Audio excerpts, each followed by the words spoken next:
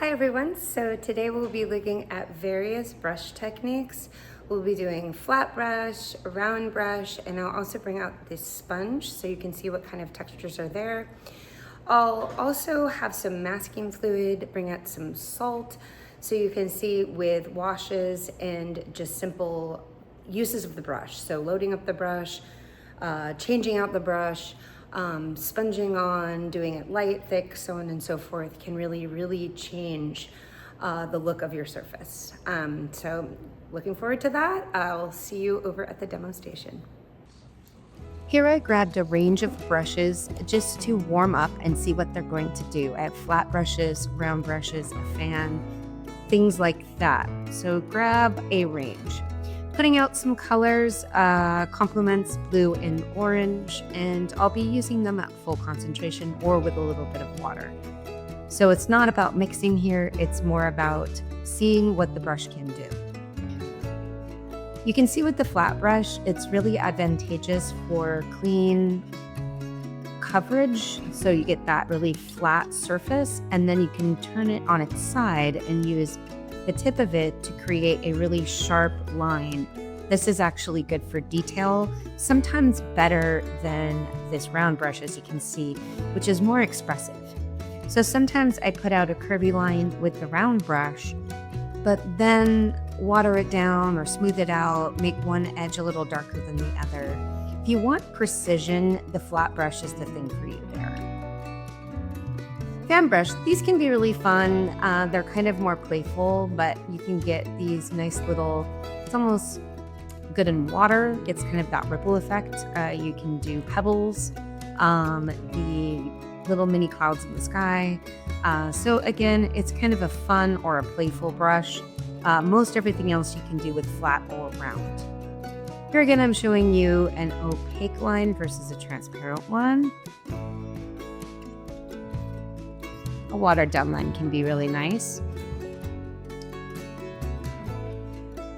The next thing I'm going to be grabbing is that sponge. This is really nice to get some coverage with texture. So a smooth wash, you should be striving for a very smooth and clean surface. With a sponge, this could be something like a beach, again, water that's tumultuous, sky, or anything where you just want a little bit more texture, not to be flat.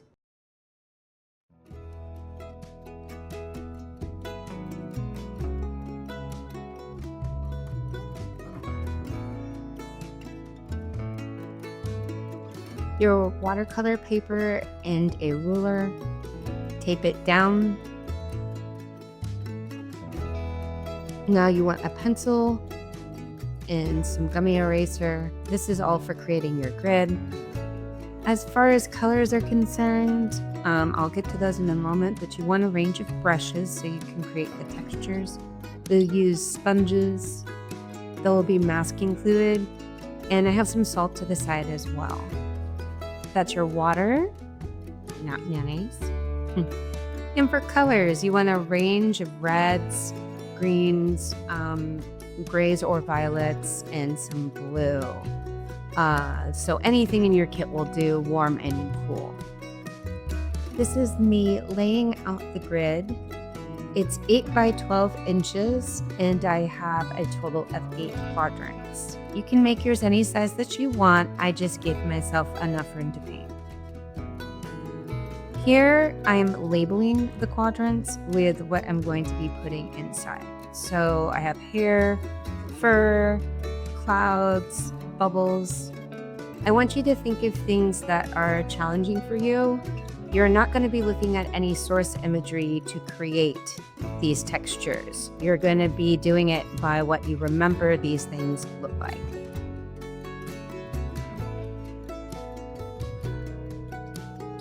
Now I'm going to lay down the masking fluid. I'm not going to do this in every texture. I'm just going to put it in the wood texture, and then over where the grass is, maybe in the brick, I can add some separation there.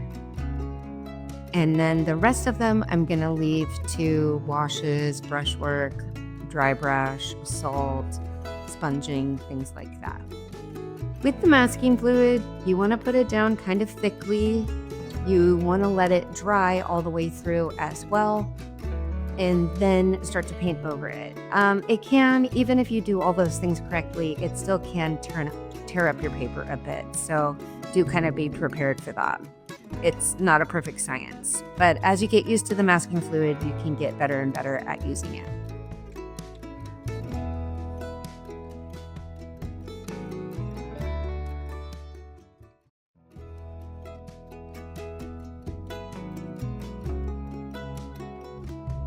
Now we get to painting. I lay out the colors, and then you're going to see me do the background washes first. Color is kind of up to you, so that's my hair quadrant. I'm going to make it blackish gray. The next one is going to be fur. That's a little too pinky, so I'm adding Naples yellow to make it look more kind of buff or tan. Bubbles and sky, blue, and then I'm using kind of some gray tones for the brick, greens for grass, all kind of straightforward there. And you can see the masking fluid kind of poking through.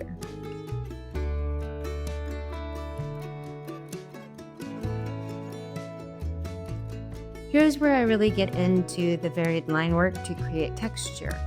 Hair goes a bit straight up and down. Fur kind of goes multiple different directions. Clouds, as you can see when I get to the clouds, are perfect for watercolor because you can just basically use one color and blend them through. I'm layering the light colors on top of the dark ones too with the Chinese white, so that's where I use opacity. Bubbles are a bit more tricky. You have to decide where you're going to use a transparent edge. I'm adding a little bit of the quinacridone in that one as well. You can see me here where I'm getting rid of the resist. In some areas it's really clean, and in other areas it took up the paper a bit, partially because the paper's a bit wet and immersed. Right there with the cement, I used salt. So I kind of put that on quickly, but you can see where I used salt there to create more of a bumpy effect. And then with the wood, I am covering it with a darker gray and then wiping away where the bark